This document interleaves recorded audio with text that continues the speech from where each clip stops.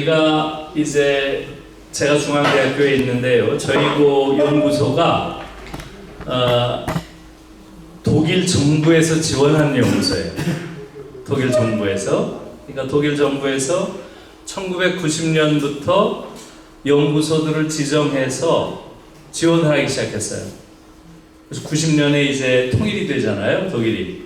통일된 이후에 자기들이 뭐 전 세계를 향해서 나름대로 좀 의미 있는 일을 한다고 이제 전 세계 연구소들을 지정해서 지원을 하기 시작했는데요. 그게 이제 독일 유럽 연구 센터라고 하는 이런 센터를 지원하는 거였어요. 그래서 1호가 하버드 대학이었어요. 하버드 대학을 시작으로 해서 미주에서 5개 대학, 미국에서 3군데, 캐나다 2군데, 그리고 이제 그게 효과가 있으니까 아시아에서 또 지원하기 시작했어요.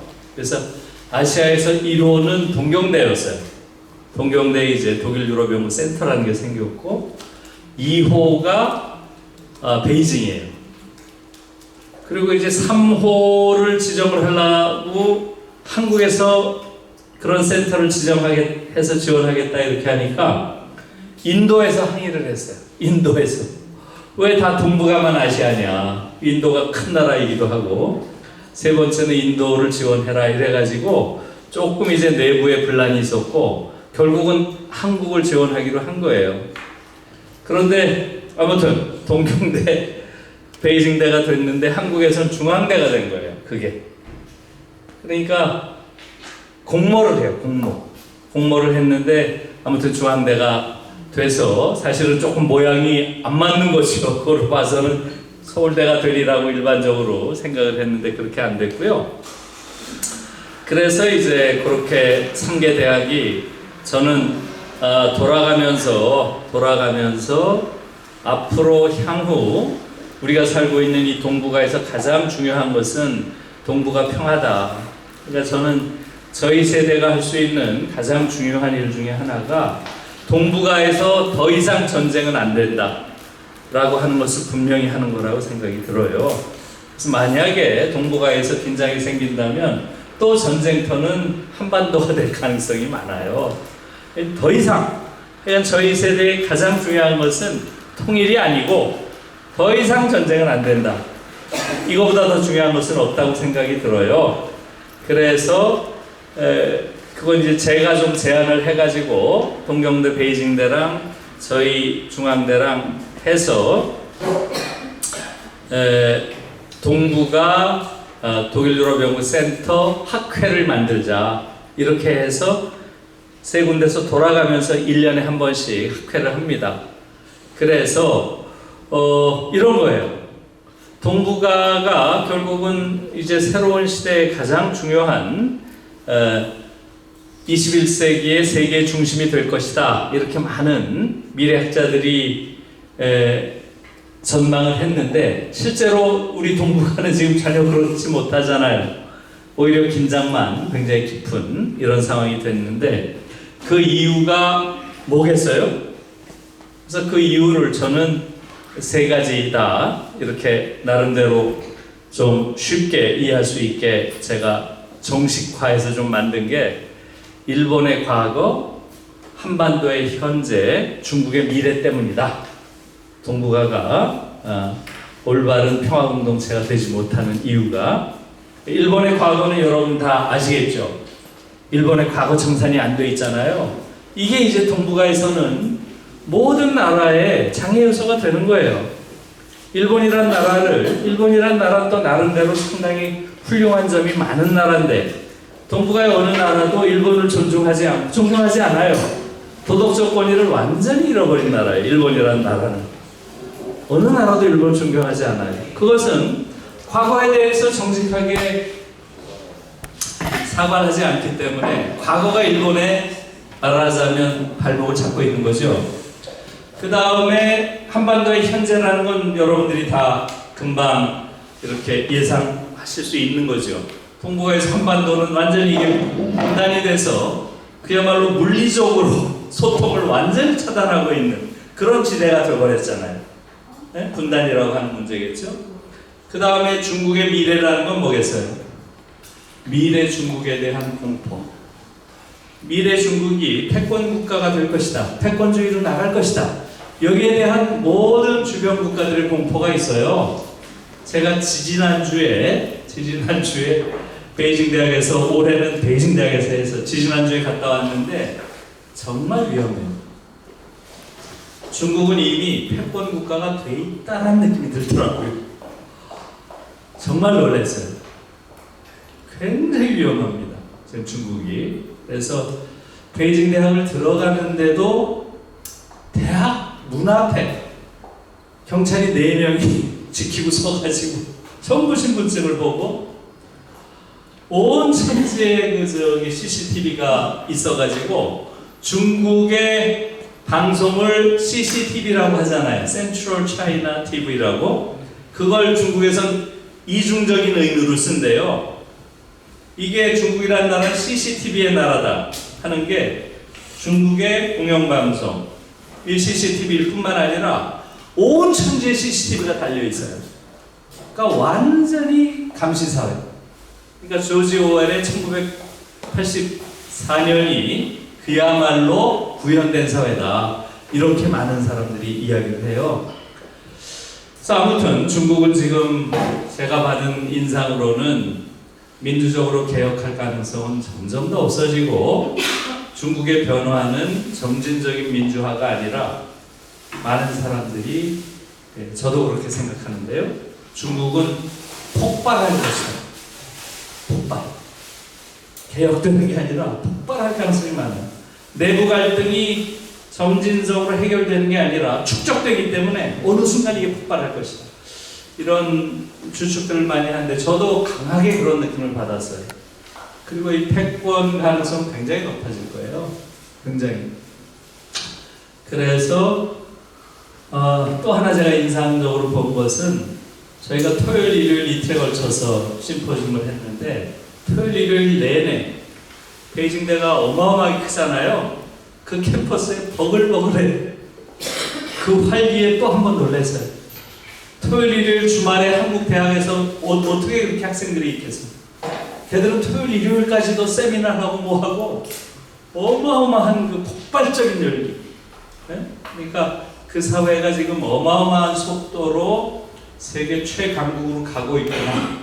이런 것도 좀 느껴지고 한쪽으로는 좀 약간 섬찟한 이런 느낌까지 들면서 중국은 사실상 자기들이 이제는 과거의 일본이 대동아 공영권 이런 걸 주장하면서 아시아 지배를 모색했잖아요. 그런 것들을 지금 중국이 하고 있다라는 인상을 굉장히 강하게 받았어요. 그 다음에 제가 지난달에는 일본을 갔다 왔는데, 삿포로에 갔다 왔는데요. 거기서 이제 동아시아 도고동문학자 대회라는 게 있어가지고, 사실은 이걸 뭐 보이콧 해야 되느냐 참 설왕설래 하다가 그래도 가서 항의를 하더라도 가서 하는 게 낫다 이래가지고 갔는데요. 거기서 제가 받은 느낌은 일본은 망해가는 나라구나. 일본이 되살아나긴 어려울 것 같다 라는 인상을 강하게 받았어요.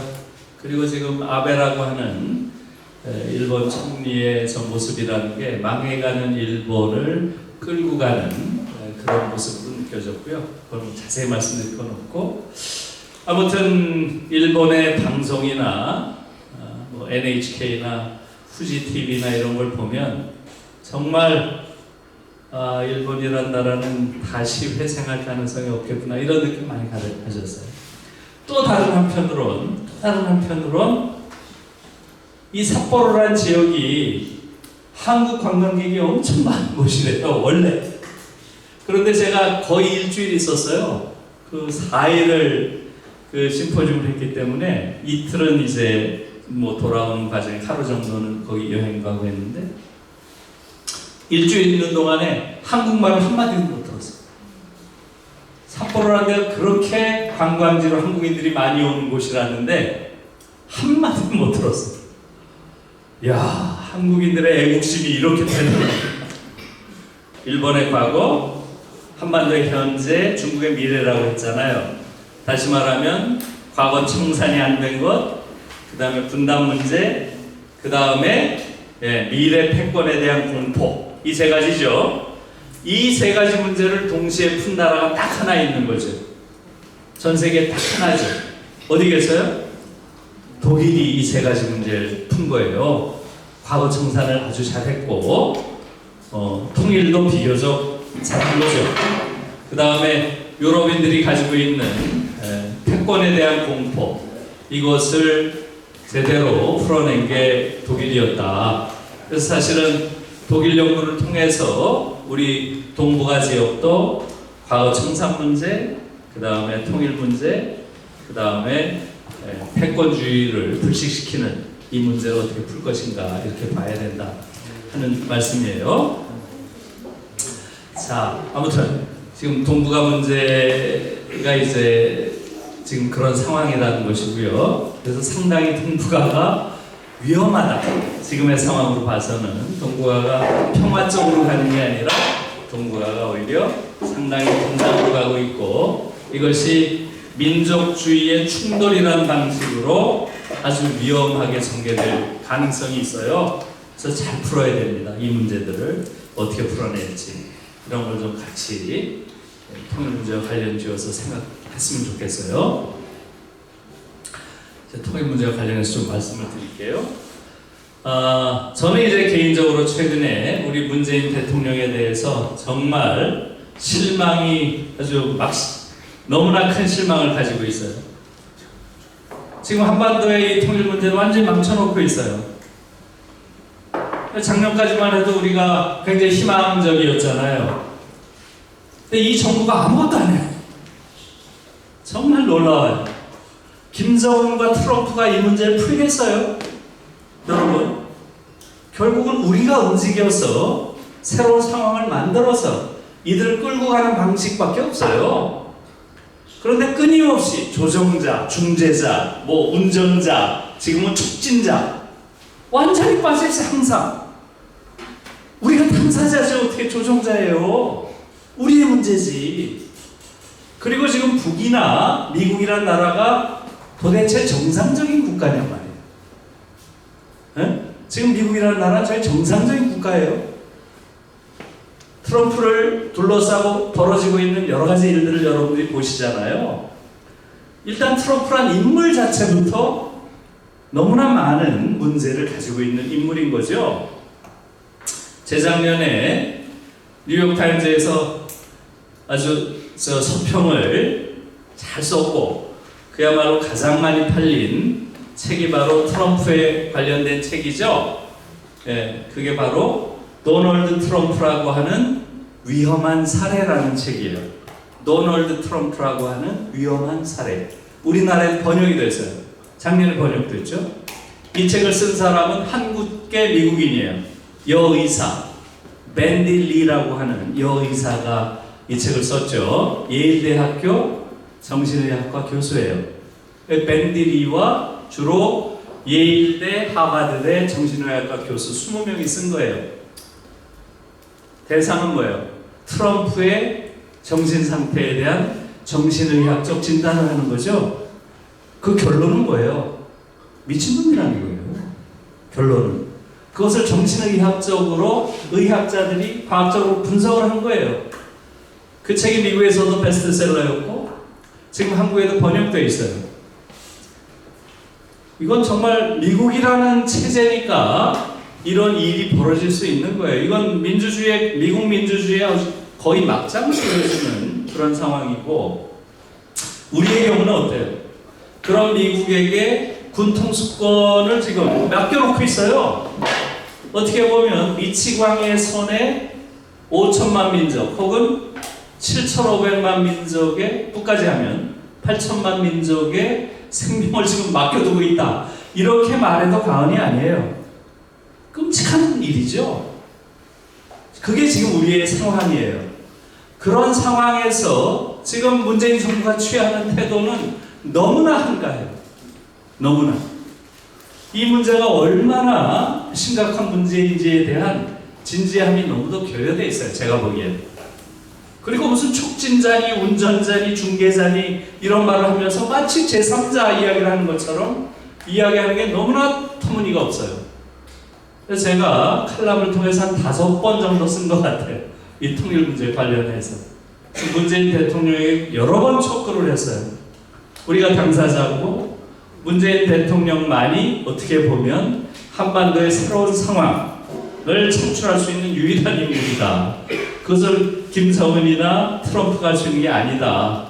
라고 하는데도 지금까지 거의 움직이지 않고 있어요.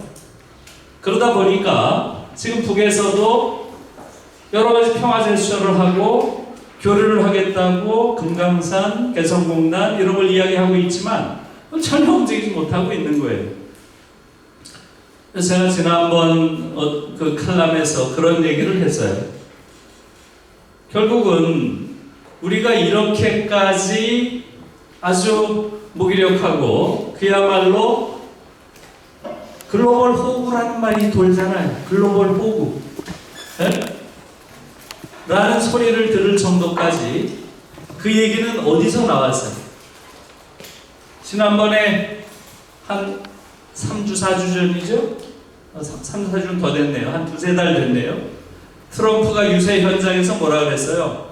내가 어렸을 때 우리 아버지가 부동산을 했기 때문에 임대료를 받으러 다녔는데 브루클린에서 113달러 14센트를 받는 것보다 한국에서 방위비 10억 불 받는 게 더 쉽더라.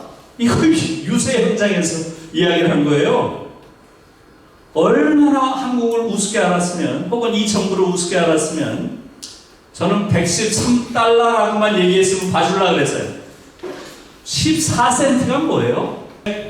69년에 빌리 브란트라고 하는 독일의 총리가 최초의 정권 교체를 이루고 나서 첫 마디 미국을 향해서 한 것이 어떤 말인지 아세요?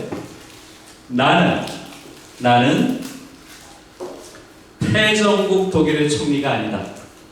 나는 해방된 독일의 총리다. 이렇게 얘기를 했습니다. 정말 중요한 말이에요. 이게 소위 독일의 동방정책을 시작하는 말이기도 했어요. 나는 패전국 독일의 총리가 아니라는 거예요. 실제로 빌리 브란트는 당시 나치즘과 나치 독일과 싸웠던 당시의 저항의 투사이기도 했고 미국에 대해서도 우리가 분명하게 우리 이야기를 하지 못하는 한 한반도 문제는 안 풀립니다. 너무나 분명하죠. 미국은 지금 현상 유지가 가장 좋은 거예요. 트럼프 입장에서는 최대한 방위비를 뜯어내면서 어제 나온 말은 rip off라는 표현을 썼더라고요. 한국이 방위비를 뭐라 그랬어요? 베껴 먹는다. 그런 아주 속을 써가면서 정말 야비한 그런 이야기를 하고 있어요. 그래서 오늘 아침 신문을 보니까 70억 불을 지금 이야기하고 있죠. 그래서 우리나라 돈으로 70조를 지금 70조 정도 우리가 받으면 방위비가 맞는다. 현재 1조잖아요. 70배를 더 받겠다는 거예요. 7조. 예? 6, 7조, 7조. 아니에요. 오늘 70조예요. 70배. 7배가 아니고 70배를 받으면 우리가 조합미국을 둘만하다고 초기에 말했다고 오늘 아침에 나왔어요. 60조가 아니라 70조예요. 70조. 예. 아무튼 그래서 지금 미국이 우리에게 보이는 이런 일련의 태도들을 보면 저는 사실은 이해가 안 가요. 지금 이 정부가 행하는 그런 상황들이 이해가 가지 않고요. 그래서 너무나 무기력하게 보이기 때문에 점점 더 트럼프라고 하는 이런 부동산 업자에게는 상대방의 취약한 자리가 보이면 더 집요하게 그걸 파고들지 그것을 배려하고 이해하고 하는 방식이 아니라는 걸 알 수 있죠. 사실은 저는 이렇게 나가야 된다고 봐요. 트럼프가 지금 5배 내지 6배 정도 더 내라고 지금 얘기하고 있잖아요, 최근에. 그러면은 트럼프를 만나서 그동안 70년 동안 너무 고마웠다. 그래도 너희들 덕분에 우리가 이렇게 경제성장도 하고 군사적인 안정도 가졌다. 이제 더 이상 필요 없으니까 나가다오. 우린 5배를 내고 너희들을 데리고 있을 아무런 이유가 없다. 당장 나가라. 가능한 빨리 나가라. 그동안 고마웠다. 이렇게 하면 어떤 상황이 열리겠어요? 여러분, 어떤 상황이 열리겠어요? 미국으로 봐서는 가장 무서운 시나리오죠. 여기서 지금 미국이 떠나게 되면 동북아 질서에서 미국이 가지고 있는 지역적인 헤게모니라는 건 거의 사라져버리죠. 사실은 미국이 우리를 위해서 와 있어요. 그게 아니죠. 거기에 대해서 왜 단 한 번도 우리의 입장을 당당하게 표명하지 못하는가? 그러니까 사실은 서로 무슨 경쟁할 대상이 아니에요.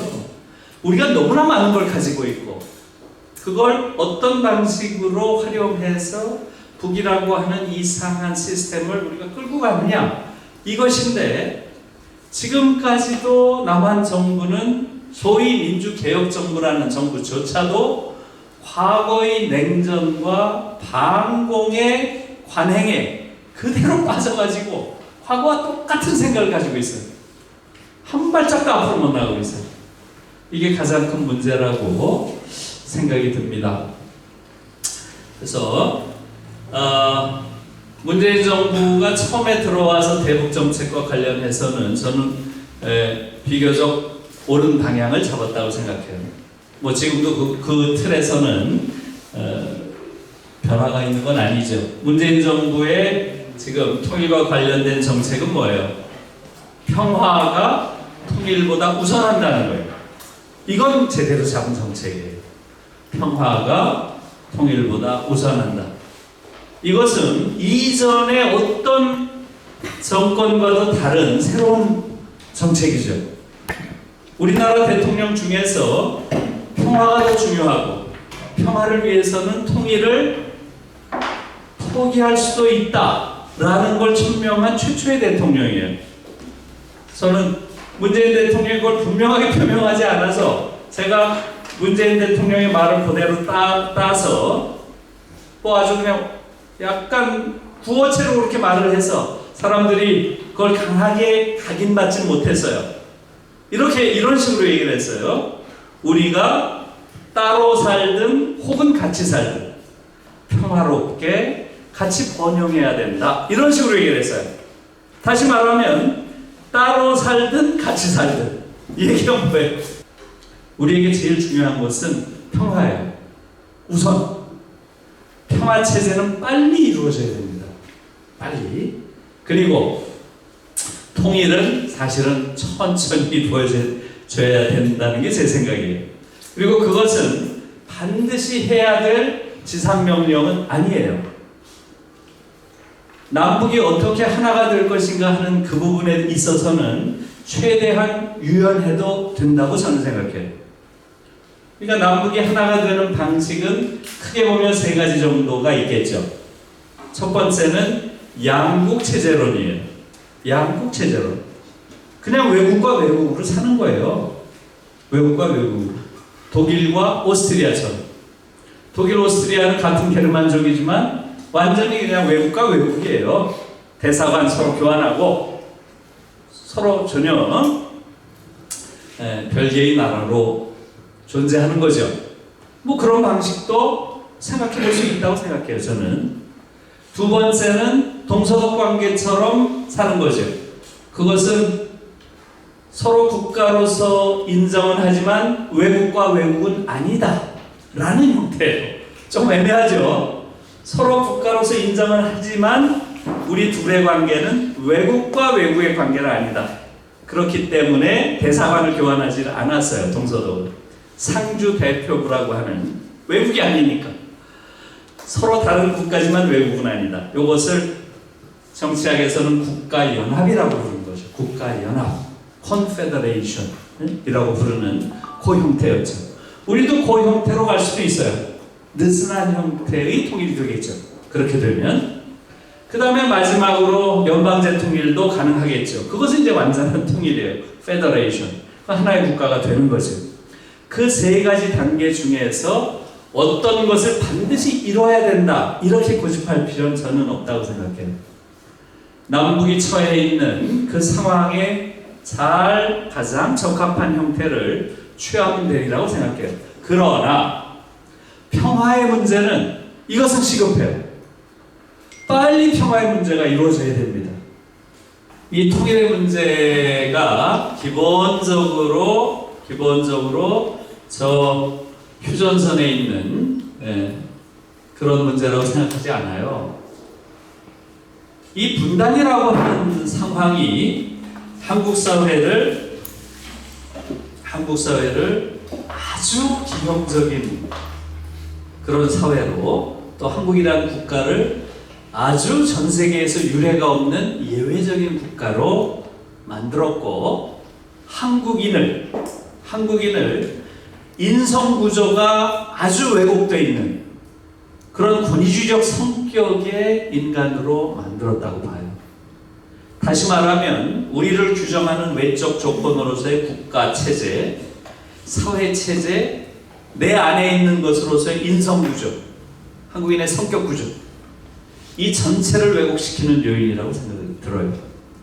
만약에 제가 말씀드린 게 옳다면 이 분단이라고 하는 것은 내가 정상적인 인간으로 온전하게 살기 위한 전제예요. 분단이 해소되지 않으면 내가 온전한 인간이 될 수 없고, 우리 사회가 정상적인 사회가 될 수 없고, 한국이라는 국가가 정상적인 주권 국가가 못 된다는 거죠. 지금 분단으로 인해서 지금 우리는 정상적인 주권 국가가 아직도 못 되고 있어요.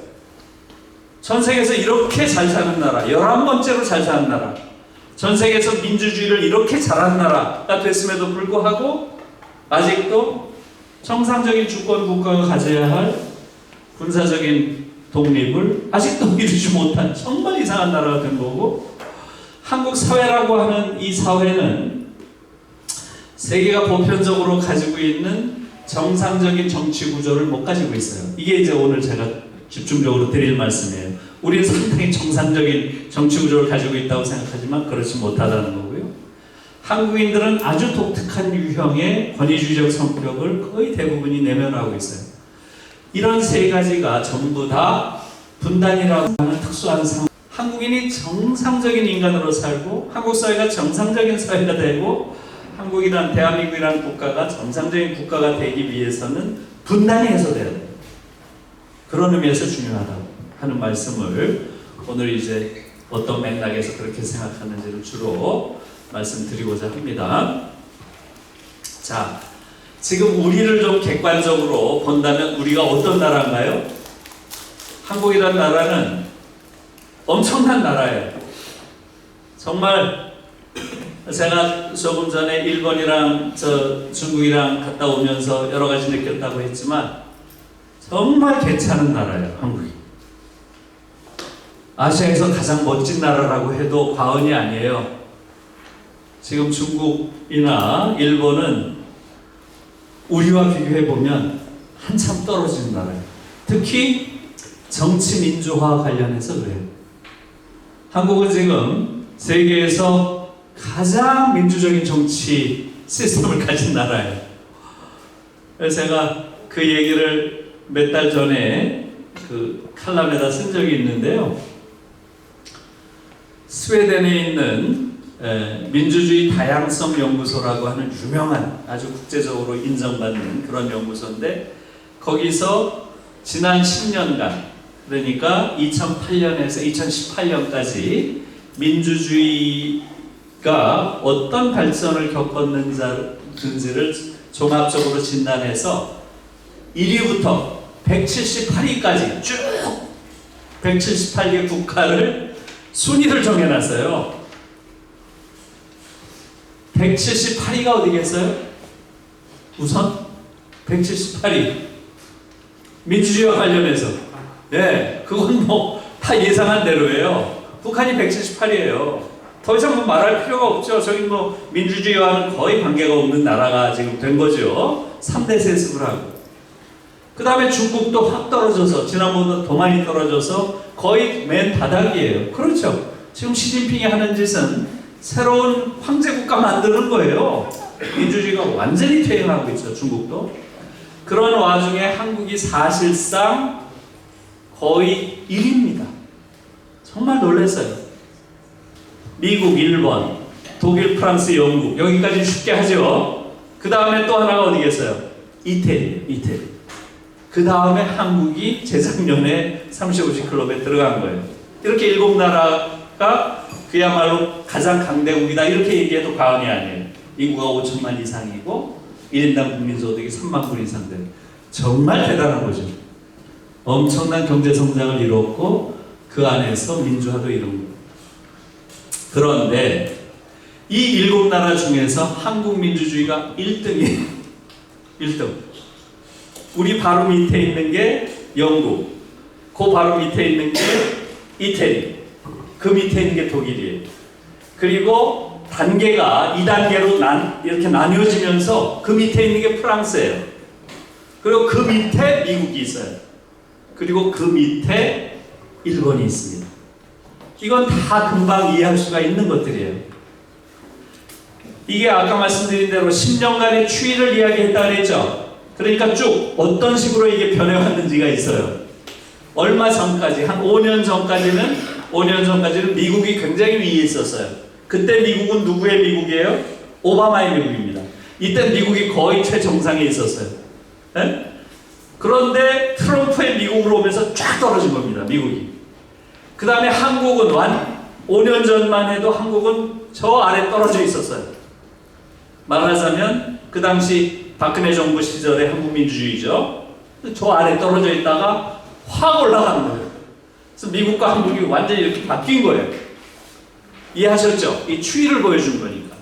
그러니까 한국이 그 당시에 1위가, 지금 1위 사실상 35시 클럽 국가 중에서 1위가 된 것은 뭐겠어요? 대통령이 국정을 농단했다. 거기에 대해서 시민들이 항의하기 위해서 평화로운 집회, 시위를 하고 그러한 민의를 입법기관인 국회에서 받아서 탄핵을 하고 또 사법기관인 헌법재판소에서 그 탄핵을 받아들이고 인용을 하고 그러면서 대통령을 탄핵했죠. 이것은 그야말로 근대 삼권 분립의 원리를 교과서적으로 그대로 실천한 거예요. 어느 나라나 그런 삼권 분립의 원리는 있지만 이것을 실행하는 것은 다른 차원의 얘기예요. 한국은 그야말로 민주주의의 정석을 보여준 거예요. 2016년에. 여기에 전 세계가 놀란 겁니다. 그러면서 쫙 올라갔어요. 위로. 한국이 1등이에요. 정말 놀라운 일이죠. 그리고 프랑스는 왜 그렇겠어요? 프랑스는 마린 르팽이라고 하는 나치, 거의 나치라고 보면 돼요. 아주 극우 정치인이 결선 투표까지 갔잖아요. 지난번에. 지금 마크롱이 대통령이죠? 마크롱이 마린 르팽이랑 붙은 거예요. 결선 투표에서. 마린 르팽이가 완전히 극우 정치인이 거기까지 올라간 거예요. 그래서 프랑스에서는 당시에 프랑스 민주주의의 수치다. 이렇게까지 재앙이다. 이런 말까지 나왔죠. 그러면서 프랑스 확 떨어진 거죠. 그 다음에 미국은 뭐 더 설명이 필요 없죠. 미국이 그렇게 떨어진 것은 지금 트럼프라고 하는 이런 완전히 금권 민주주의, 돈으로 하는 민주주의. 네? 거기다가 이런 그야말로 막장 민주주의를 보여주는 저런 자가 대통령이 됐다고 하는 것. 이것이 그냥 오바마에서 확 떨어진 거예요. 네? 그 다음에 이제 일본은 지금 군국주의자 아베가 준 파시스트죠. 그럼 장기 집권을 하고 있잖아요. 일본이 7나라 중에서 꼴찌. 그래서 상당히 신빙성이 있는 거예요, 이게. 거기에서 한국이 1위라는 건 정말 자랑스러운 겁니다. 게다가 지금 한국 민주주의는 아시아 민주주의의 교과서예요. 지금 홍콩에서 집회를 하는데 이들이 시위를 하는 시위 지도부가 모여서 한국 민주주의의 역사를 공부한다는 거 아니에요. 그 정도가 아니라 이무리한 행진곡을 한국말로 부르잖아요. 이무리한 행진곡을 한국말로 부르잖아요. 정말 대단한 이야기죠. 우리가 옛날에는 무슨 데모할 때 과거에 박정희 시절에 저희는 뭐 We shall overcome 이런 영어 데모 노래들을 따라 부르고 했죠. 우리 노래들이 그때 없었으니까. 그런 생각이 나더라고요. 그래서 지금 아시아에서 한국 민주주의는 그야말로 교과서, 모범, 전범 이런 게 된 거예요. 유럽에서 아까 말씀드린 대로 유럽에서 그런 극우주의자들이 계속 올라오고 판을 칠 때 전 세계가 이제 현대민주주의는 위기에 처했다 이렇게 얘기를 했던 거예요. 그게 대체로 2015년, 16년입니다. 그런데 2016년에 어때요? 광화문에서 그렇게 평화로운 시위를 통해서 대통령을 탄핵하고 헌법재판소가 인용하는 일련의 가장 평화롭고 합리적인 방식으로 민주주의가 구현된 거예요. 그걸 보고서 전 세계가 감탄한 겁니다. 우리가 알고 있는 것보다 훨씬 더해요. 예를 들어서 당시에 독일의 디자이트라고 하는 아주 저명한 그런 신문에서는 이제 미국과 유럽은 한국에서 민주주의를 배워야 한다. 이런 아주 명칼럼이 실렸어요. 그러고 우리가 상상이나 했겠어요? 미국과 유럽이 한국에서 민주주의를 배워야 한다. 그 당시가 트럼프가 미국에 등장할 때고 또 유럽에서는 극우주의자들이 활개치는 때예요. 정말 저는 그걸 보면서 한국인이라는 데 대해서 너무나 큰 자긍심을 느꼈어요. 그게 한국 민주주의예요. 그래서 우리가 아는 것보다 밖에서 한국 민주주의를 정말 존경스러운 눈으로 보고 있어요. 외부에서. 그것은 사실은 그 이전부터도 그랬어요. 그래서 저는 이제 독일에 그런 그 정치학자들, 사회학자들 친구들이 많이 있는 편인데요. 사실은 박근혜 대통령이 됐을 때 그때 박근혜 대통령이 되리라고 아무 생각 못했죠. 제가 새벽에 전화를 많이 받았어요. 독일 친구들한테. 그 뉴스를 보고 전화를 한 거예요. 도저히 이해할 수가 없다. 어떻게 한국처럼 이렇게 정치 수준이 높은 나라에서 독재자의 딸을 대통령을 뽑을 수 있느냐. 아프리카도 아니고. 그 친구들이 그런 전화를 할 정도로 한국 민주주의는 그렇게 상당히 높게 평가받고 있었어요. 근데 사실은 제가 그 전화를 받고서 속으로 참 다행이다 이렇게 생각했어요. 왜 그랬겠어요? 독재자의 딸인 것까지만 알더라고요. 다행히 친일파의 딸인 걸 모르더라고요. 그래서 내 속으로 와 그것까지 알았으면 내가 얼마나 창피했겠어요. 에? 친일파의 딸인 걸 모르는 거예요. 이 사람들. 그러니까 지금 한국 민주주의라는 게 그런 거예요. 그래서 지금 한국에서 우리가 알고 있는 것보다 외국에서 한국 민주주의라는 건 정말로 대단한 것으로 평가를 받고 있고 또 동시에 한국은 어마어마하게 잘 산 나라가 됐어요. 그야말로 어마어마하게 잘 산 나라가 됐어요. 제가 거의 매년 한 번씩 독일에 가는데 독일에 갈 때마다 몸으로 체험을 해요. 몸으로. 제가 처음에 한 30년 전에 유학을 할 때는 물론 한국 물건들도 거의 뭐 이렇게 수출을 하고 했어요. 한국 텔레비나 이런 것들. 근데 가장 중저가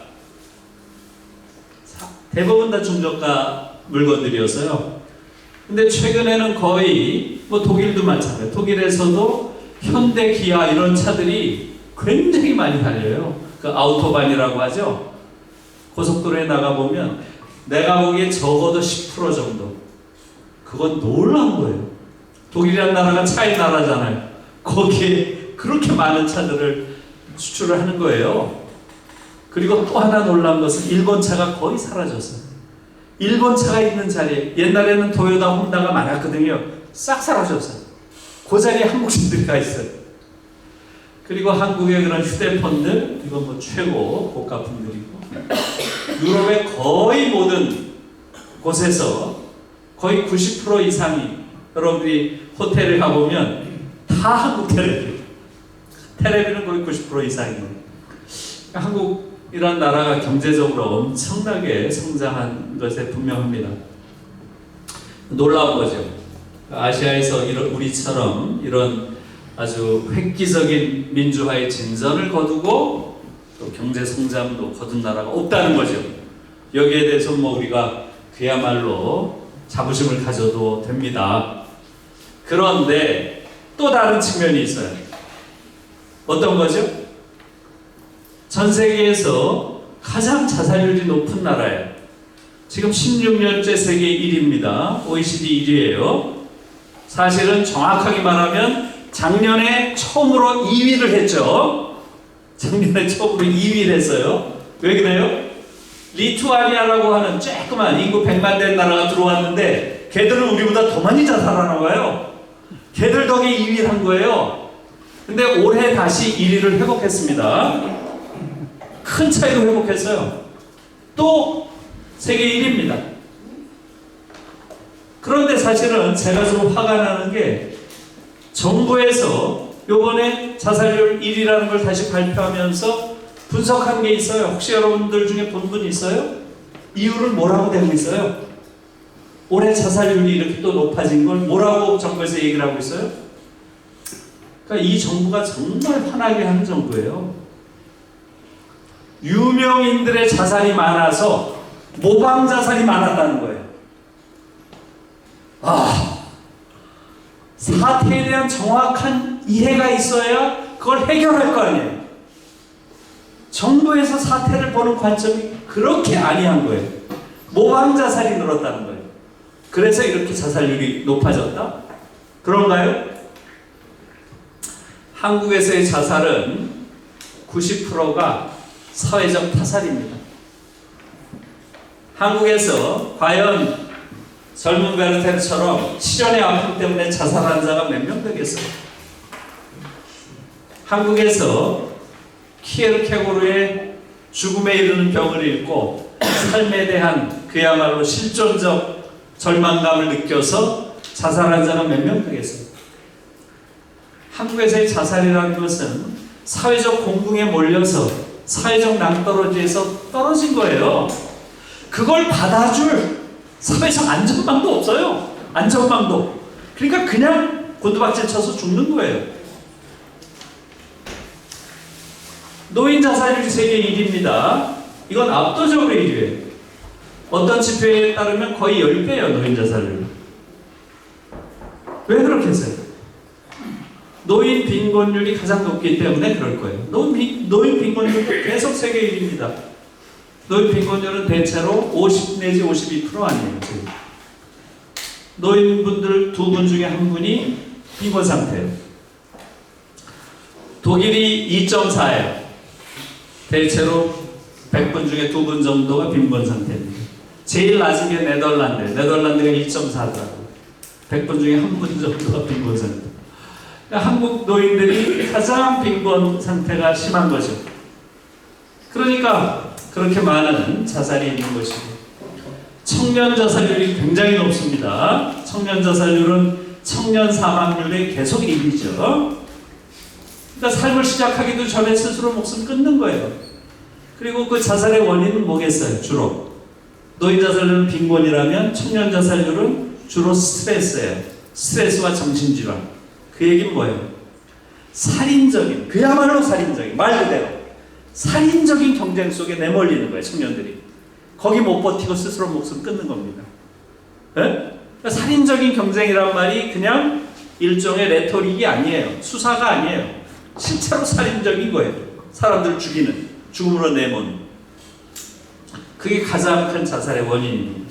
청년 자살률도 평균, 국제 평균의 3배 내지 4배입니다. 그게 한국의 현실이에요. 그 다음에 산업재해 사망률이라는 게 있죠. 그건 OECD에서 25년째 부동의 일입니다. 25년. 자살률은 아까 16년이라고 했죠. 산업재해 사망률은 25년째 부동의 일이에요. 네? 산업재해라는 건 뭐예요? 말이 산업재해 사망률이지, 그것은 정확하게 말하면 기업 살인입니다. 인간의 목숨을 하나의 비용으로 처리하고 인간의 목숨을 싼 비용으로 처리함으로써 소위 경영 합리화를 이루어야 된다라는 그런 류의 반인륜적인 경영학이 여전히 한국을 지배하고 있어요. 사람 죽인 거죠. 기업의 이윤을 위해서. 그게 지금 26년째 일이에요. 한국이. 영국에서는 이 부분을 한 5, 6년 됐어요. 산업재해법을 이름을 바꿨습니다. 뭐로? 기업살인법으로. 그게 정확한 이름이니까. 기업이 사람 죽이는 거죠. 그리고 나서 영국이 유럽에서 가장 높았는데 가장 낮게 떨어졌어요. 최근의 자료를 보니까 우리가 영국의 20배더라고요. 산업재해 사망률. 그게 한국의 현실이에요. 전 세계에서 가장 불평등한 나라입니다. 이 불평등 지표들은 여러분들이 아마 구체적으로 확인해 보면 놀랄 거예요. 자산 불평등이라고 하는 것은 대체로 상위 1%가 25%, 상위 10%가 66%를 가지고 있고 하위 50%가 1.8%. 이게 놀라운 수치죠. 하위 50%가 인구의 절반이 전체 자산의 1.8%, 2%가 안 돼요. 사실상 무산자거나 부채 상태에 있는 국민이 절반이라는 거지. 부동산 불평등은 이것보다 더합니다. 한국에서 자산의 대부분이 부동산이죠. 가장 큰 비중을 차지하는 게. 부동산 불평등은 상위 1%가 혹시 몇 프로인지 아세요? 상위 1%가? 네, 55%입니다.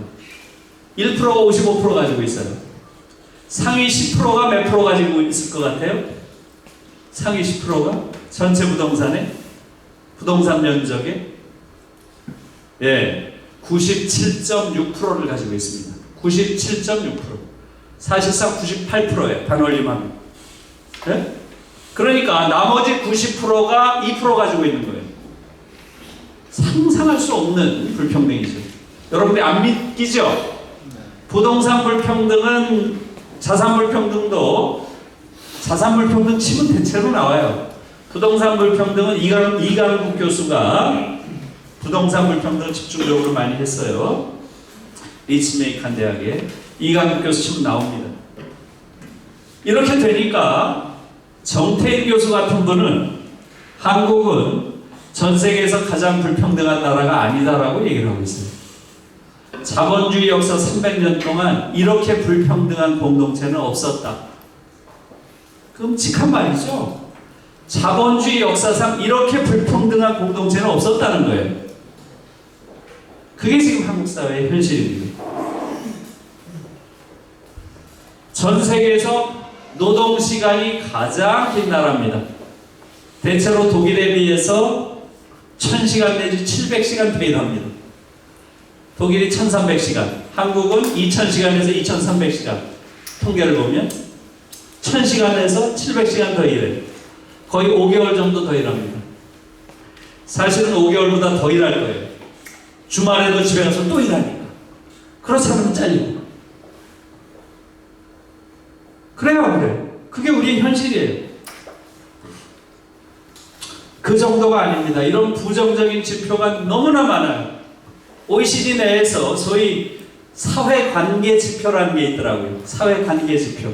다른 타인과 어떤 관계를 맺고 사는가. 이게 사회관계 지표겠죠. 이게 계속 꼴찌입니다.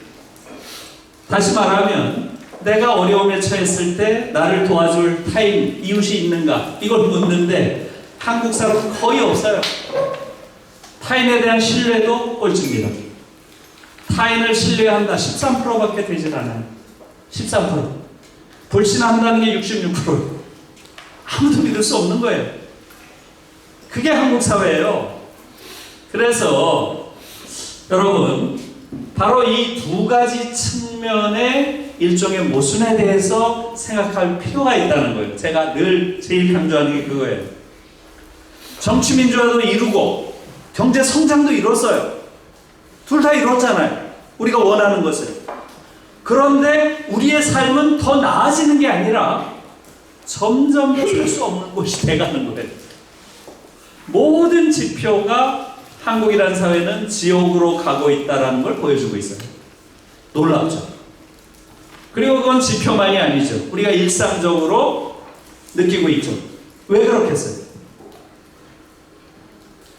왜 그렇겠어요? 누가 한번 말씀해 보세요. 여러분들 한두 가지 요인이 아니겠죠. 여러 가지 요인이 있겠죠. 그렇죠? 왜 이런 현상이 벌어졌을까요? 세계든 이런 모순된 현상과 관련이 있는 것 같다 이렇게 말씀하신 거죠? 네, 고맙습니다. 또 왜 이런 현상? 제가 지금 말씀드린 그 현상에 대해서는 납득을 하시나요? 정치적으로 이렇게 민주화됐고 경제적으로 이렇게 성장을 했다는 건 다 동의하시죠? 그럼에도 불구하고 우리가 살고 있는 현실이 이렇게 지옥 같은 삶이 됐다는 것도 동의하시죠? 그 뭐 동의 뭐도 없죠. 객관적인 지표들이 전부 그걸 얘기하고 있으니까. 네? 이 괴리를 어떻게 설명해야 되느냐는 거예요.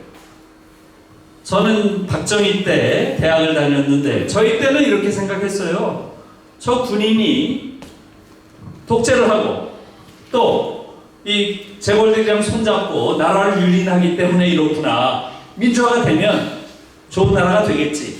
정의가 실현되는 그런 사회가 되겠지. 이렇게 생각했어요. 민주화 됐잖아요.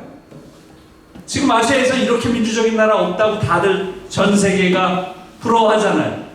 그런데 왜 이렇게 사는 거예요? 한국 사회. 예, 시간이 없으니까 그냥 제가 말씀을 드릴게요. 이제 국민들이 조금씩 깨닫기 시작했어요. 저도 최근에 깨달았어요. 이런 부분들을. 얼마 전까지만 해도 정권 교체가 안 돼서 이렇다고 생각했어요. 그렇잖아요.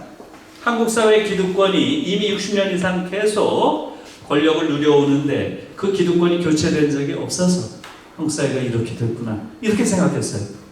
이제는 더 이상 그것도 답이 아닌 거죠. 정권 교체 3번이나 됐잖아요.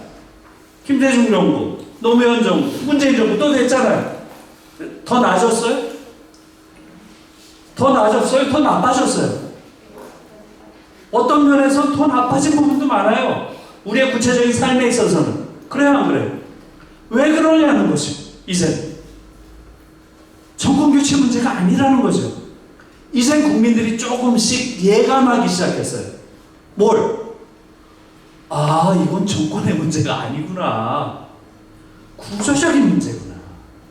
한국 사회에 어떤 구조가 잘못되어 있구나. 그래요, 안 그래요? 정권 교체 해봐야 전혀 의미가 없구나. 이 지옥은 계속되는구나. 이 지옥이 개선되지 않는구나. 그렇죠? 왜 그렇겠어요? 예. 우리 사회를 규율하는 모든 것들이 정해지는 곳이 어디예요? 여의도죠. 여의도. 여의도에 300명이 앉아서 소위 법이라는 이름으로 한국 사회를 규율하는 모든 것들을 정하고 있습니다. 그렇죠? 그렇잖아요. 여의도를 보면 알 수 있어요. 여의도를 보면. 여의도에 앉아있는 자들이 누군가? 그걸 보면 알 수 있어요. 여의도에 어떤 자들이 앉아있죠? 300명이 앉아있어요. 이 중에 295명, 90%가 넘죠? 295명이 자유시장 경제를 지지하는 자들이 앉아있어요. 자유시장 경제. 한국에서 제일 좋아하는 말이죠. 자유시장 경제. 자유시장 질서, 자유시장 경제. 이 얘기를 너무나 자연스럽게 하는 나라예요. 이 나라는. 나머지 5명은 어디겠어요? 정의당. 여기도 몰라요. 한두 명은 자유시장 경제 지지할지. 나머지 295명 확실하죠. 그래요, 안 그래요? 다시 말하면 여의도에 앉아있는 의원들의 99%가 자유시장 경제를 지지한 자들이 앉아있는 나라예요. 이것은 전 세계에 유례가 없는 현상이에요. 자유시장 경제를 지지하는 자들이 의회의 99%를 차지한다? 그것은 그 사회는 필연적으로 지옥이 될 수밖에 없어요. 거기에 대한 의식이 없어요, 국민들이. 여야가 다 자유시장 경제를 지지하는 자들이 앉아있는 나라예요, 이 나라는. 이것은 필연적으로 지옥으로 갈 수밖에 없는 구조인 거예요. 제가 독일과 비교를 해볼게요. 독일에는 지금 의회, 요 전의회, 지금 의회를 제가 구성을 잘 몰라서 전의회의 사례를 들게요. 전의회에 633명이 앉아 있었어요. 633명. 어디죠? 독일은 베를린이죠. 베를린에 633명이 앉아 있었어요. 이 중에 자유시장 경제를 지지하는 자가 몇 명이겠어요? 한 명도 없습니다. 한 명도. 이게 핵심이에요. 이게 핵심. 자유시장 경제라고 하는 것은 한 사회를 유지시킬 수 없는 시스템이에요. 우린 그래서 사회가 아니에요. 정글이지. 약육강식의 정글이죠. 그 안에서 이기는 놈만 살아남는 거예요. 나머지는 다 죽는 거죠. 죽거나 죽는 과정이거나. 다 죽어가는 과정에 있거나 죽는 거예요. 왜? 자유시장 경제는 인간을 잡아먹는 시스템이에요. 그런데 우리는 거기에 대한 아무런 감 자체가 없어요. 자유시장 경제가 마치 대단한 복음인 것처럼 이야기를 하고 거기에 대해서 아무런 저항감도 없어요. 이게 놀라운 거예요. 그래서 제가 칼럼을 쓴 것 중에 독일 의회에서 퇴출당한 자유시장 경제라는 그런 칼럼이 있어요. 그걸 관심 있는 분들도 읽어보세요. 자유시장 경제를 지지하는 정당이 독일에 없는 건 아니에요. 있어요. 독일도. 그런데 이 지난번 선거에서 퇴출당했어요. 한 명도 못 들어갔어요. 그래서 제로인 거예요. 제로. 독일은 대체로 자유시장 경제를 지지하는 정당이 FDP, 자유민주당이라고 부르는 게 자유시장 경제 지지하는 당이에요. 자유민주당, 프리 데모크래틱 파티. 유럽의 대부분의 자유가 들어간 당이 자유민주주의 지지하는 정당이에요. 유럽에서 그런 정당이 몇 프로 정도 될 것 같아요? 독일은 5 내지 8%입니다.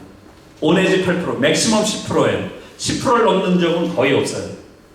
자유시장 경제라면 대체로 맥시멈 10%예요. 독일은 5 내지 10%, 유럽은 대체로 10에서 15%예요. 맥시멈 15%예요. 독일은 훨씬 적어요. 거기보다. 그런데 지난번 선거에서는 바로 5%에 못 들어가서 완전히 쫓겨났어요. 한 명도 없었어요. 한국은 99%잖아요. 독일은 0%예요. 이것은 어마어마한 차이예요. 이것은 전혀 다른 세계를 만드는 거예요. 법도.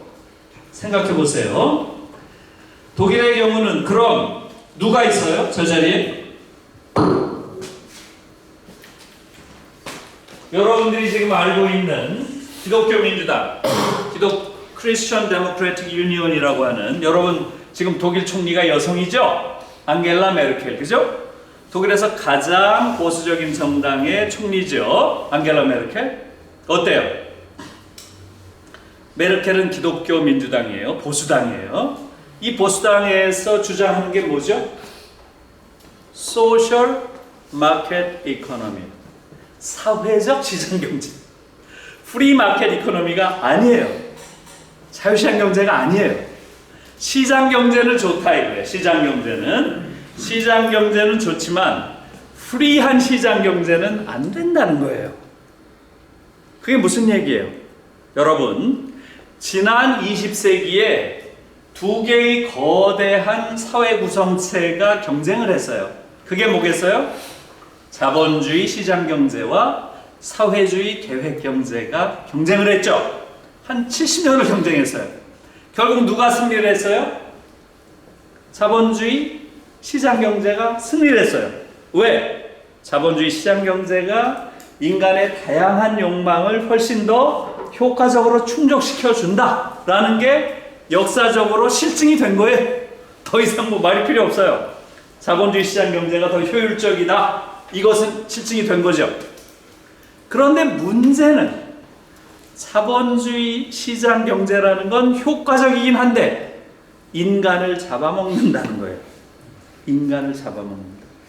그래서 아마 다음번 시간에 그 차이나는 클래스에서 그런 이야기가 나올 텐데요. 독일에서는 시장 경제를 항상 라우티어 카피탈리스무스란 말을 많이 써요. 라우티어 카피탈리스무스. 카피탈리스무스는 자본주의겠죠? 라우티어라는 게 뭐겠어요? 그래서 내가 그 방송에 자주 나오는 독일 친구가 있어요. 린데만? 여러분 들어봤나요? 네. 린데만이라는 친구가 있어서 그 친구한테 그걸 한번 라우티어를 한국말 잘하니까 번역해봐라 그랬더니 이 친구가 야생동물이라고 번역을 하더라고요. 야생동물. 그래서 독일에서는 라우티어 카피탈리스무스라는 말이 있으니까 이 친구는 야생동물 자본주의 이러더라고요. 네. 한국말이 어려운 거지 아시니? 예. 한국말로 정확히 하면 야수란 뜻이에요. 야수. 자본주의 앞엔 항상 야수가 붙어요. 인간을 잡아먹으니까. 야수 자본주의. 이것은 독일에서 가장 흔히 쓰이는 표현이에요. 자본주의와 관련해서. 야수 자본, 인간 잡아먹으니까. 그렇기 때문에 문제는 뭐예요?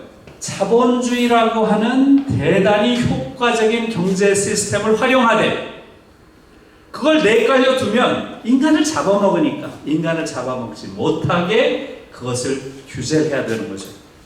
말하자면 그 야수에 재갈을 물리고 고삐를 넣어서 통제할 수 있게 만들어야 된다는 거죠. 그러니까 지난 200년간의 자본주의 역사는 바로 야수를 길들이는 과정이었어요. 어느 나라는 그 길들이는 과정을 소셜이라고 부르는 거예요. 시장에 그냥 내깔려 두면 이 야수는 효과적이긴 한데 인간을 잡아먹는 거죠. 인간을 잡아먹는 구체적인 내용이 뭐겠어요? 두 가지죠. 하나는 실업. 반드시 5 내지 8%의 실업을 가지고 있습니다. 이 시스템 자체가. 근데 한국에선 마치 실업이라는 게 개인의 게으름, 개인의 무능력, 개인 탓으로 다 돌려요. 이건 파렴치한 겁니다. 유럽의 경우는 실업이라는 것은 당연히 자본주의라고 하는 굉장히 효율적인 시스템을 돌리기 위한 하나의 비용이라고 생각해요. 그 비용은 당연히 국가가 치러야 되는 거지. 그걸 왜 개인한테 맡겨요? 개인을 공격을 해요. 있을 수 없는 얘기예요. 그래서 독일 같은 데서는 당연히 어떻게 하는 거예요? 실업수당, 그 다음에 재교육 프로그램까지를 다 국가에서 해줘야 마땅하다고 되어 있는 거예요. 너무나 당연한 거예요. 한국은 전혀 안 되어 있죠. 왜? 여의도에 295명이 앉아가지고 자유시장 경제, 시장 경제 내깔려 두고 자유롭게 여기서 경쟁해? 실업? 개인의 탓이죠. 네가 잘못해서 실업자 된 거지. 이게 한국이에요. 그게 자유시장 경제의 핵심인 거예요. 두 번째 뭐겠어요? 불평등이. 시장 경제의 두 번째 야수성 불평등이. 이건 가만히 놔두면 어마어마한 불평등이 필연적으로 발생하는 시스템이죠. 이 두 가지가 시장 경제의 야수성인 거예요. 이 야수성을 제어할 수 있는 그것은 국가밖에 없는 거죠. 그래서 사회적 시장 경제라는 게 바로 그거예요. 시장 경제의 활력은 활용하되 이 시장 경제가 인간을 잡아먹는 부분, 이 부분은 국가가 개입해서 잡아먹지 못하게 규제해야 된다는 거죠. 그래서 주로 어떻게 하겠어요? 주로 조세 정책을 통해서 하는 거죠. 네? 아주 합당한 누진세를 통해 가지고 국가가 자유시장 경제의 활력은 활용하되 조세 정책을 통해서 거기서 생기는 위험들, 즉 실업과 불평등은 국가가 조정을 해야 된다는 거죠. 그게 너무나 상식적인 이야기죠. 그게 독일에서는 가장 보수당이 소셜 마켓 이코노미를 주장하는 거예요. 이해하시겠어요? 네, 그게 보수당이 주장을 하는 거예요. 그 옆에 있는 것은 3인당입니다. 3인당. SPD. 3인당은 뭐겠어요? 사회민주당은 뭘 주장하겠어요? 소셜리스틱 혹은 소셜 데모크래틱 마켓 이코노미예요. 사회주의적 혹은 사회민주주의적 시장경제. 그건 뭐겠어요? 시장경제 좋다 이거예요. 그러나 사회주의적이란 말은 뭐겠어요? 거기서 사회적보다 좀 더 센 거죠. 사회주의적은 사회적보다 뭐겠어요? 시장경제 다 그 활력을 이용하는 건 좋으나 인간이 존엄한 존재로 사는데 전제가 되는 것들, 그것은 시장에서 장사해서는 안 된다는 거예요. 인간이 존엄한 존재로 사는데 꼭 필요한 것이 뭐겠어요? 세 가지죠. 교육, 의료, 주거예요. 이 세 가지. 이거는 시장에서 이걸 가지고 장사해서는 안 된다는 거예요. 이 세 가지는 어때요?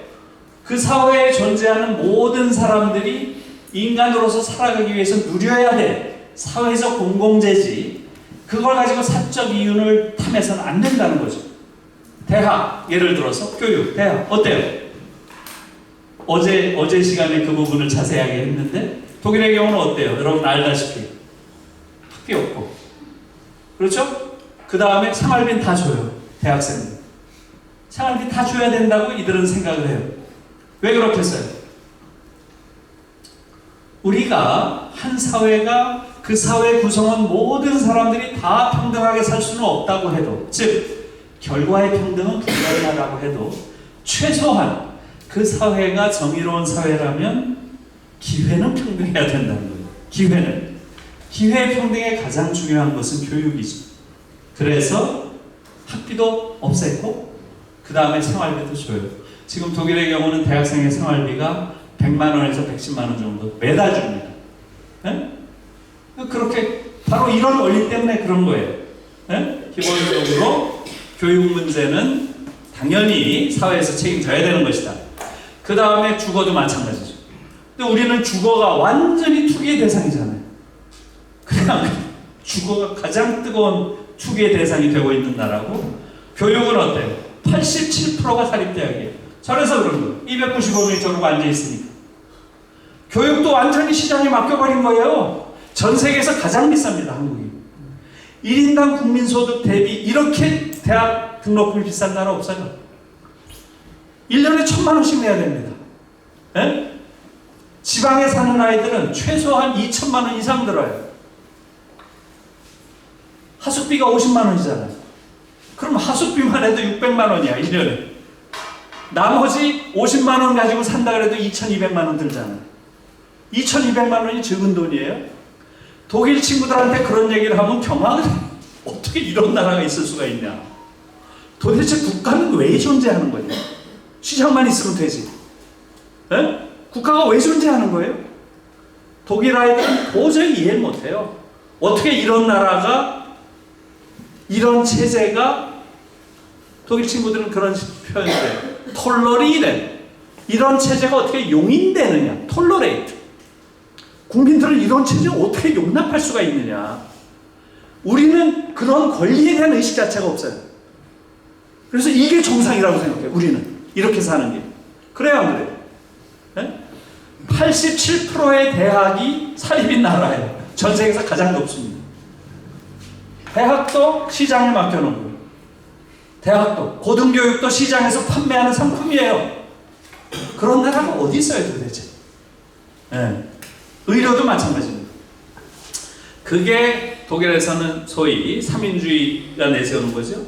그 다음에 또 하나 있는 게 어디예요? 또 하나 있는 게 독일에서. 네? 여러분 잘 아는 디 그리넨이에요. 여기 또 하나 있는 게 디 그리넨. 녹색당이죠. 녹색당. 녹색당은 생태적 시장경제 주장이에요. 생태적. 시장경제 좋다 이거예요. 그러나 자연을 파괴하는 건 절대 안 된다. 녹색당 굉장히 강경해. 절대 안 된다는 거예요. 자연을 파괴하는 방식의 시장경제 안 된다. 이게 녹색당의 입장이에요. 네? 그 다음에 또 하나 있는 게 디 링케라는 정당이에요. The Left. 걔들은 그냥 내놓고 좌파당이에요. 독일은 이렇게 4개의 정당으로 베를린의 의회가 구성됐었어요. 요 전까지. 현재 바뀐 걸 제가 잘 몰라서 요 전에 사례를 드는 거예요. 자, 이 4개 정당이 모여서 만드는 법이 어떤 법이겠어요, 여러분? 에? 이 4개의 정당이 모여서 만드는 법이 어떤 법이겠어요? 한국에서 295명 자유시장주의자들이 만드는 법이 어떤 법이겠어요? 이해를 하시겠어요? 한국이 전 세계에서 가장 많은 사람들이 죽어나가고 가장 많은 노동자가 산업재해로 죽고 너무나 당연한 거예요. 이런 정치 질서 속에서 너무나 당연한 거죠. 여기에 대해서 국민들이 아직도 생각이 없어요. 다시 말하면 거대한 정치적 기만 체제에 국민들이 속고 있어요. 그것이 뭐예요? 한국은 보수주의자와 진보주의자가 서로 경쟁하고 있다. 말도 안 되는 거짓말이에요. 한국은 그런 체제가 아니에요. 보수와 진보가 경쟁하는 체제가 아닙니다.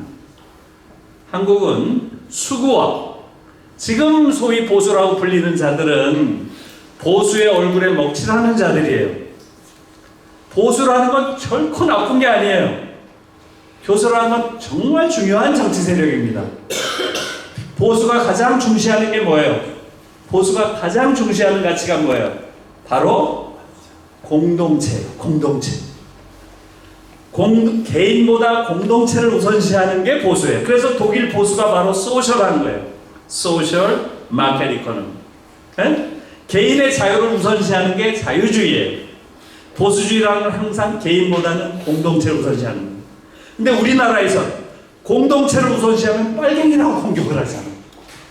그래요, 안 그래요? 그런 보수는 없어요. 역사를 중시하는 게 보수예요. 그렇잖아. 그런데 우리나라에서 역사를 가르치면 빨갱이라고 공격하잖아. 왜? 역사에 당당하지 못하니까. 민족을 중시하는 게 당연히 보수예요. 공동체를 중시하는 바로 그 맥락에서. 그러나 민족 화해에 가장 적대적인 게 한국의 소위 보수예요.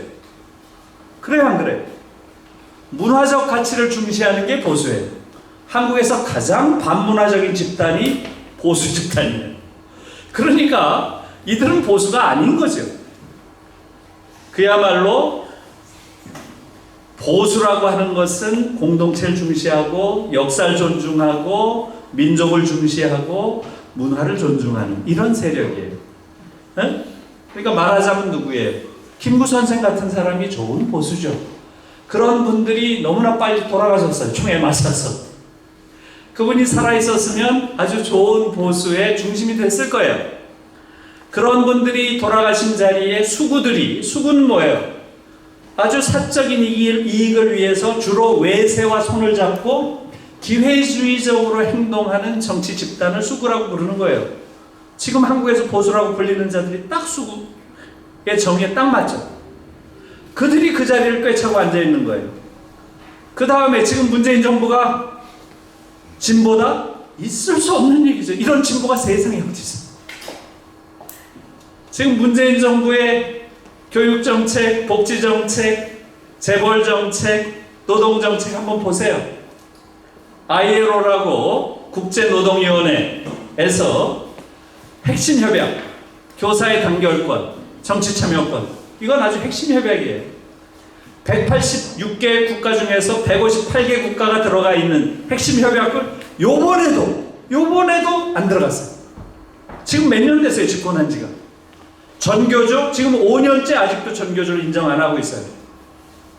정말 이건 터무니없는, 도저히 상상할 수 없는 이야기예요. 이런 정치 집단을 진보라고 불러요, 또. 완전히 거짓말입니다. 그래서 지금 한국의 정치 집단은 진보와 보수가 서로 경쟁하는 그런 체제가 아니에요. 이것은 수구와 보수가 서로 손을 잡고 적대적으로 공존하면서 70년 동안 기득권을 유지해온 수구 보수 과두 지배 질서예요. 올리가르키라고 해요. 올리가르키. 수구와 보수가 대체로 4대6 혹은 6대4로 손을 잡고 계속 지배해오는 거예요. 제3의 정치 세력이 들어오질 못해요. 다시 말하면 당연히 외국에서 있는 보수 왼쪽에 있는 진보적인, 말하자면 사회 불평등 의제를 정치적으로 제기하는 세력이 한국 의회는 없어요. 완전히. 지금 5명 있는 거예요. 있어봐야 그냥 명목만 있는 거죠. 정치적인 의미가 없이. 그러니까 전 세계에서 가장 불평등한 나라가 되는 건 너무나 당연한 거예요. 다시 말하면 어때요? 한국 사회라고 하는 것은 분단이 만들어 놓은 전 세계에서 가장 반공주의적인 정치 지형 속에서 전 세계에서 가장 극단적으로 우경화된 정치 지형을 가지고 있는 거예요.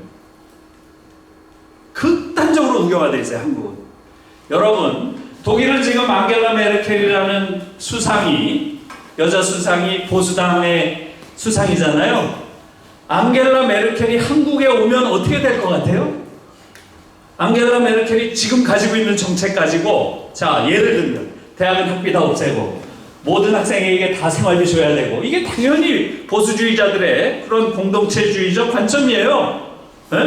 또 노동자들이 실업 상태가 되면 실업 수당을 줘야 되고, 재교육 기간 동안에 그들을 보호해야 되고, 2, 3년 동안. 이게 다 독일 보수당의 정책이에요.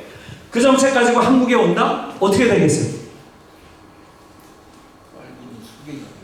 그렇죠. 빨갱이 수계 정도가 아니에요. 극좌파지, 극좌파. 그냥 좌파도 아니고.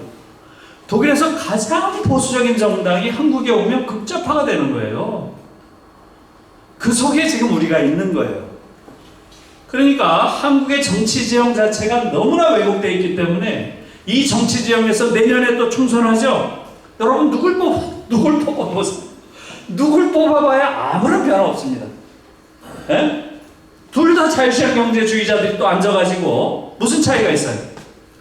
조금 세련되게 거짓말하는 자와 조금 촌스럽게 거짓말하는 자, 요 차이?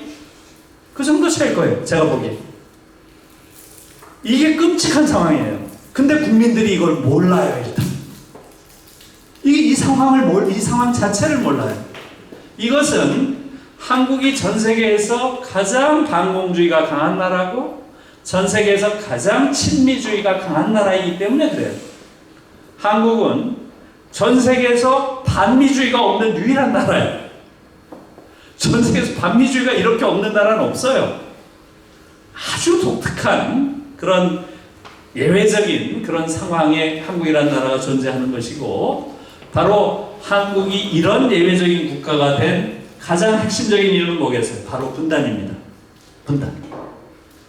그래서 빨리 분단 체제 극복해야 돼요. 통일은 그 다음 문제고, 분단 체제가 극복돼야 비로소 우리가 정상적인 사회로 갈 수 있어요. 정상적인 정당들이 활동할 수가 있고, 그 속에서 정상적인 정당에 의해서 사회적인 갈등이 정상적으로 해결되겠죠. 지금 그게 해결될 수가 없어요. 그러니까 매일 여의도 앞에서 사람들이 길거리에서 투쟁을 할 수밖에 없는 거예요.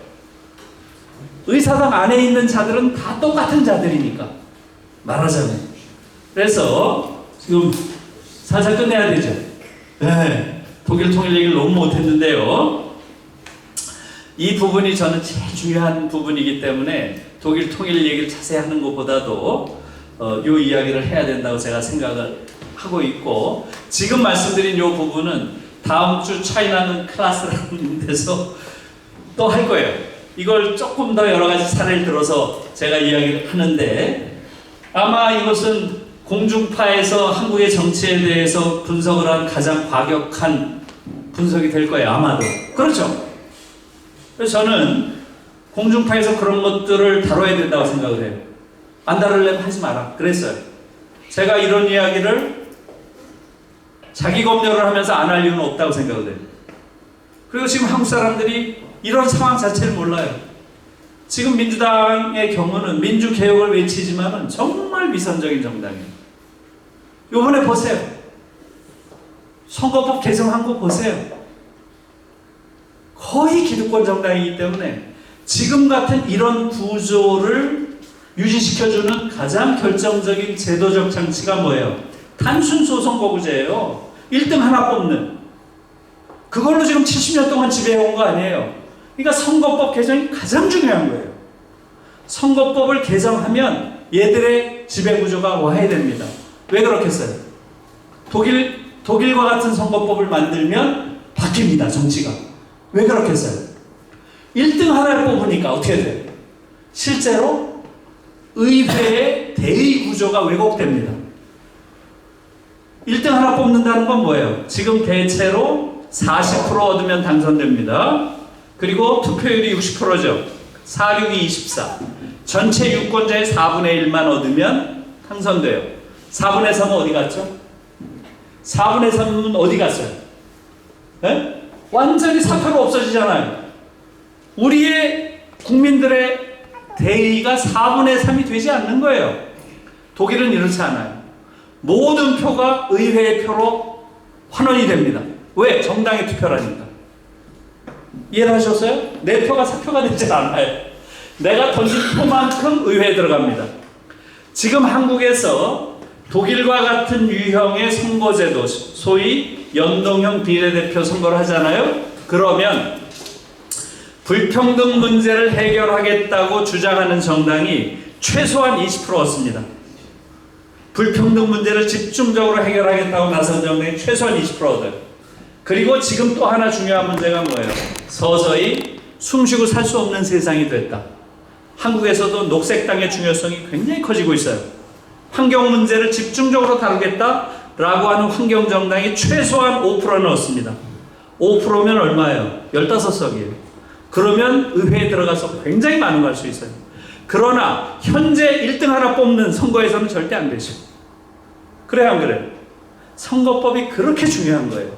그런데 이 선거법을 지금 기득권 세력이 제대로 협상을 안 했습니다. 그래서 아무튼 그런 여러 가지 부분에 대한 성찰들이 좀 필요한데요. 그래서 지금 통일 문제라고 하는 것은 단순히 북과의 어떤 관계 문제가 아니라 남한 사회에 우리가 일상적으로 정상이라고 생각하는 많은 것들이 얼마나 비정상인지, 그 비정상은 바로 분단에서 왔다는 것, 그것을 우리가 인식하는 게 굉장히 중요해요. 그래야 남한 사회가 좀 좋은 사회로 변할 수가 있고, 그래야 북한 주민들이 남한 사회를 동경할 거 아니에요.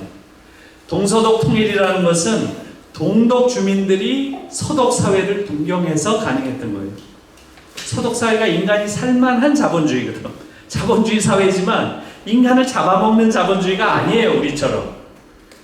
인간의 얼굴을 한 자본주의예요, 서독 자본주의. 자본주의지만. 그러니까 우리가 사실은 정말 통일을 하려면 북한 주민들이 우리도 저런 세상에서 살고 싶어, 이런 사회가 돼야죠. 그러려면 우리 자본주의를 인간화해야 돼요. 인간이 살 수 있는 자본주의. 더 이상 인간을 잡아먹지 않는 자본주의로 만드는 게 중요한 거죠. 그게 통일운동의 시작이라고 생각이 들어요. 그래서 저는 통일의 구체적인 내용은 지금 북한이 가지고 있는 저런 터무니없는 사회주의, 저런 봉건 사회주의, 3대가 세습한 사회주의는 사회주의 역사상 처음이에요. 없었어요. 한 번도 세습 사회주의는 없었어요. 자식에게 세습하는. 북한은 지금 정말 터무니없는 사회주의 국가예요. 저런 봉건 사회주의를 민주화하는 게 정말 중요한 일이고, 또 남한의 경우는 지금 우리가 가지고 있는 이런 사람을 잡아먹는 이런 야수자본주의를 인간화하는 게 우리의 임무예요. 자본주의 좋다 이거야. 그러나 좀 사람을 잡아먹지 않는 자본주의. 이 안에서 사람이 사는 자본주의를 만들어야 되는 거죠. 이 두 개의 과정이 동시에 진행돼야 통일이 가능한 거죠. 그런 사회로 가야 되겠죠. 예, 지금 시간이 많이 된 것 같아서 여기까지만 말씀드리고요. 여러분들 혹시 궁금한 게 있으면 한두 분 저기서 뭐요? 예, 질문이나